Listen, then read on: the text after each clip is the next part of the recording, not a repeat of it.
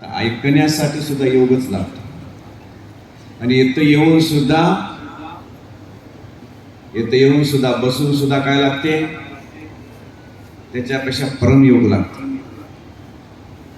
योग आणि परमयोग दोन भागात. नाणं एक आहे पण बाजू दोन आहेत. तसं येथे येऊन सुद्धा ऐकायला सुद्धा परमयोग लागतो. का तर बसला पण मन विचलित असलं तर, मोबाईलमध्ये मन गेलं तर, बोलण्यामध्ये तू मी सगळं त्याच्यामध्ये रमवलं तर, मग येथे येऊन सुद्धा परमयोग लागतो की त्याचे कान इकडे लागले पाहिजे, सर्वांचं लक्ष इकडे असलं पाहिजे. पुरुष मंडळी लक्षपूर्वक ऐका. मोबाईल असेल तर मोबाईल बाजूला ठेवा. एकूण एकाला बोलू नका. काय माहीत त्या प्रभूचे शब्द कसे निघतील आणि कोणाच्या कल्याणाकरता आणि कोणाच्या कानात पडतील. सोनाऱ्याचं दुकान गेल्यानंतर दुकानदार सोन्याला बघते, चेक करते. ओळखीचा जरी असलं तरी, भाऊ जरी असलं तर दुकानदार सोनं घेत नाही. तसं त्याला तापवते, त्याला घासून बघते, तेव्हा त्याच्यावर तेजाब टाकते, गरम करते, तेव्हाच घेते. दागिना जर करायचा असेल त्याला गरम केल्यावर, पातळ केल्याशिवाय त्याचं बिस्किट तयार होत नाही. तसं तुम्हाला इथं तुमच्या कानामध्ये ओतून घ्यायचं असेल तर स्थिर कान ठेवून ऐका. जंगलातले प्राणी सुद्धा काय करतात, हरणं सराला हिरवा चारा असते, पण हिरवा चारा भूक पोटाला लागलेली असते, तरी पण ते वरे कान करून बघतात अगोदर. का तर मला माझी शिकार करणार कोणी आहे का समोर. नाकानं आणि कानानं लक्षपूर्वक कान वरे करून बघतात, लक्षात चावून घेतात. तसं इकडे चावून घ्या. जन्मोजन्मी आपण या बघण्यासाठी, ऐकण्यासाठी तरसलेली जीवात्मा तितकेच आत्मे आहे, जगत नाही. म्हणून हे अमोलिक क्षण. आज शेवटचा दिवस सत्याचा, खूप छान आनंदात एवढा मोठा मंडप टाकला आमच्या निरगुडे भागवत मामानी. आणि त्या मंडपाची शोभा सुद्धा तुम्ही आहात. शेतात झेंडूचा बगीचा लावला, गुलाबाचा बगीचा, फुलंच नसतं.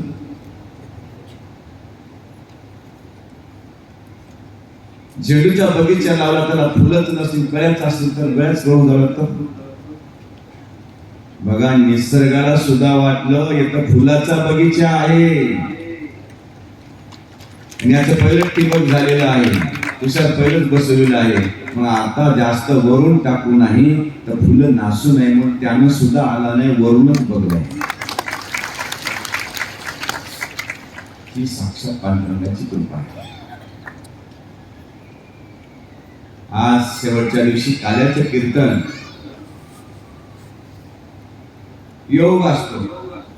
आणि माधव महाराज गेल्या 27 वर्षापासून संबंध आहेत ते त्यांनी सांगितलं. आणि खरंच वर्षातून नाही भेटत आणि कीर्तन नाही झालं तर मनाला रुकरुकू येते. कुठेतरी आठवड 2-3 दिवस आपल्याला बोलवावंच लागतं. आमचं ते साहेबराव लक्ष्मण त्याचे दोन्ही बोलून किंवा एक फोन केला की तयार होतात आणि येतात आणि कीर्तन करून जातात. कुठलंच काही लागलं नसतं. हुकत तर नाही, पण एखादं दैवगती भोगलं तर असा योग आहे. हा प्रभूनं आणलेला योग आहे. तुम्ही आम्ही निमित्ताचे मालक आहोत. हा एवढा मोठा जनसमुदाय जमा झाला. सर्व प्रचारच नाहीये, प्रचार करणारा सुद्धा भगवंतच आहे. हा काल्याच्या कीर्तनानं, दहीहंडीच्या कार्यक्रमानं आज इथं समाप्त झालेला आहे. अनेक गुरुवर इथं बसलेले आहेत. ते पिवळ्या पटक्याला मत आहे की नाही, हे कुठला देवकर न म्हणून हे शिवाचार्य आहेत, पुण्याचे मठाचे मालक आहेत, परंपरेच्या मठात. स्वामीचा मठ खूप मोठा मठ आहे आणि PhD आहेत, कॉलेज, शाळा सगळं काही आहे. राहतात तसं की तुम्ही त्याला ओळखून मला निवांत बसता यावं. कवा कशी येतील, फाटके कपडे घालून कवा कशी येतील काही पता लागत नाही. असे एवढं ज्ञान असून सुद्धा, वयोवर्ग असून सुद्धा कुठेही बसतात, कोणाच्या पाठीमागे जाऊन बसतात, ओळखत नाही. कोणाचं लक्ष नाही तर लई चांगलं आहे, लक्ष चुकवायचा प्रयत्न करतात. असे पूर्ण्याचे नंदेश्वर शिवाचे महाराज, यांच्या बाजूला बसले नारायणगिरी महाराज, वडगुंपा, हे बी टाळले. तर मानभाव पंथाचे महाराज आहेत, त्याच्या हरिद्वारचे महाराज आहेत, एक राजस्थानचे महाराज आहेत, रमण देवीचे गुरुशराणी महाराज त्यांच्याही सानिध्यात ते महाराज आहेत, तळेगावचे महाराज, भोकरचे महाराज, राजस्थानचे महाराज, गोडापूरचे महाराज, बाळापूरचे महाराज, असे सर्व साधू संत विकून बसलेले हरिद्वारचे महाराज पद्मेला संबंधित आहेत. रवींद्रजी महाराज, सरळ स्वभाव, प्रेमळ स्वभाव, या सर्व संतांचा सरळ स्वभाव.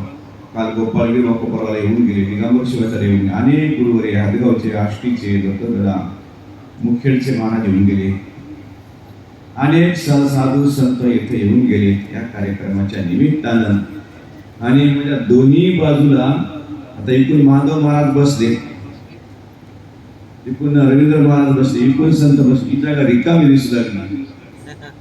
आणि ज्यांनी रात्री कीर्तन केलं, काय उड्या मारू लागले, काय एवढं वजन घेऊन उड्या मारू लागले, असं वाटलं की परमात्मा पांढर किती उड्या मारला. ही जागा भरून काढली. तुम्हाला वाटतं कोणाला बसवलं, मला खाली खाली वाट लागली. आता दोघांच्या मध्ये बसल्यानंतर काही कमी पडेल का? दोन्ही हाताला दोघं धरून आता पडायचं कामच नाही. मला वाटतं पुढची लवकर इकडे दिली. मग दोघांच्या मध्ये बसण्याचा योग साध्य झाला. याला प्रभूची इच्छा लक्षात. ती साधी गोष्ट नाही, तुम्हाला वाटते तितकं सोपं नाहीये. मी सुद्धा निमित्ताचाच मालक आहे. महाराजांनी जे सांगितलं कीर्तनामध्ये तुम्ही ध्यानपूर्वक ऐका. किती उदाहरणं दिली आणि ते उदाहरणं हृदय भेदक आहे. ती एक आजी माय आली. गेल्या वर्षी आम्ही खडकी गावामध्ये खडकीच्या लोकांना आम्ही देणगीसाठी बोलवलं होतं. त्याचे चंद्रकांत वगैरे, त्यातला गजानन सरपंच, हे पोरं तुमच्या गावात यायचं रे. म्हणजे बापू म्हणजे आमचं गाव अवघड आहे, ते जमत नाही, म्हणजे आम्हीच काहीतरी घेऊन येतो. आम्ही नुसतं बोलत, आपण काही लागत नाही. मला बोलण्यासाठी म्हणून गेल्या गावात घाबरला, कोळगडी करून काहीच बोलला, फक्त मागे संख्येला सांगितलं घाबरला तरी. तर गावापर्यंत 4-2 घरी गेल्या.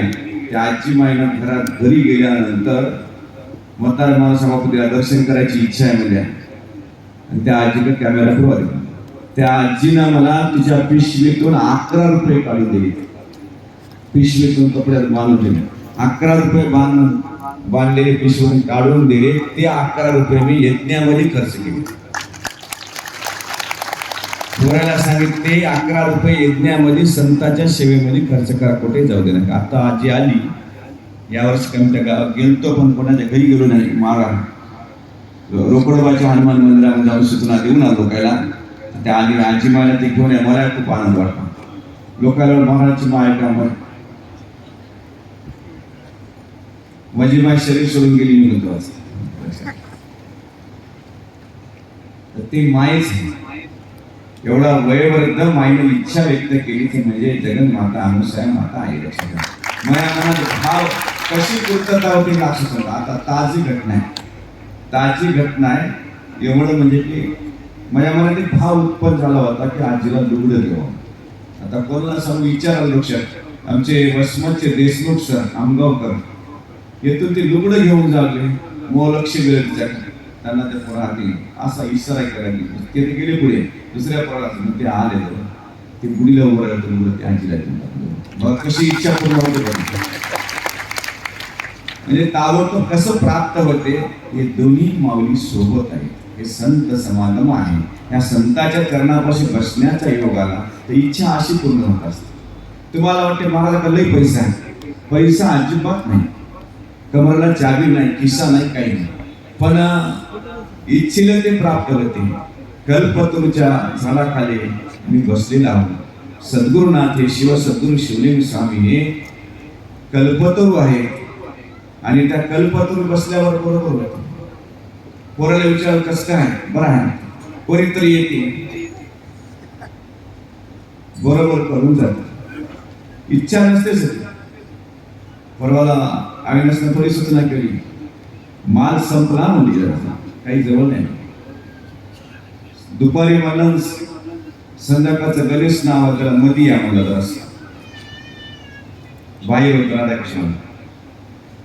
2 माणसं तुम्हाला बोलतो माहित नाही. म्हणजे थांब मला महाराजाला बोलले.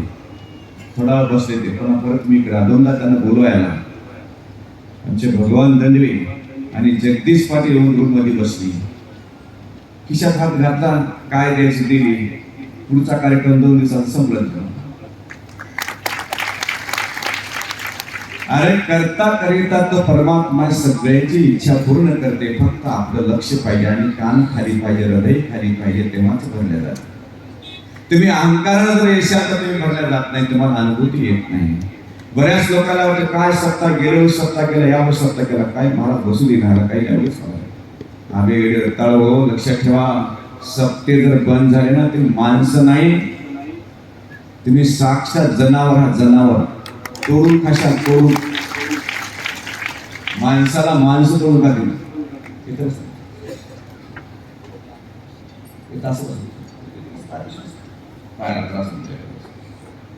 तुम्ही आमदार म्हणून नाही वर बस नाही घेऊ नका. ते आमदार म्हणून कोणी आहे. एक विशेष आहे, माझं भाग्य म्हणावं लागत. आमच्यातले नागेश पाटील असो, बाबूराव असो, कोणी राजकीय नेता कुठलाही तालुका असो, कुठले असो, जेवढे आमच्याकडे जेवढे राजकीय लोक येतात ते भक्त म्हणून येतात, कधीच विचार करीत. बघा भोकर नगरपालिकेचे नगर अध्यक्ष कसे बसले बघायचे.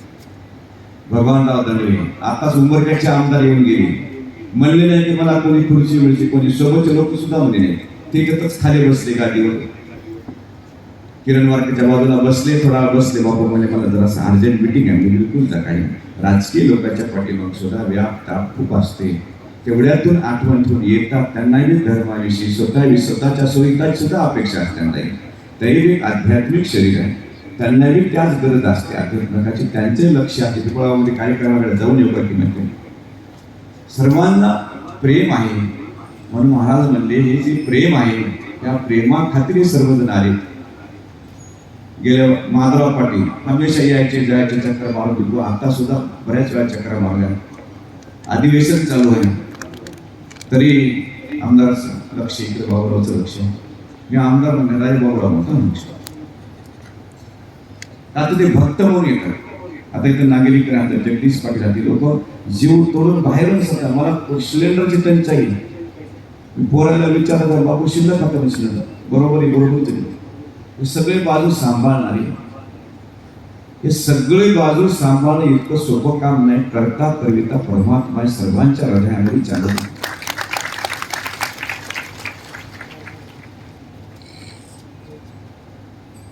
गेल्या वर्षी समजा आपला रोड खराब होता.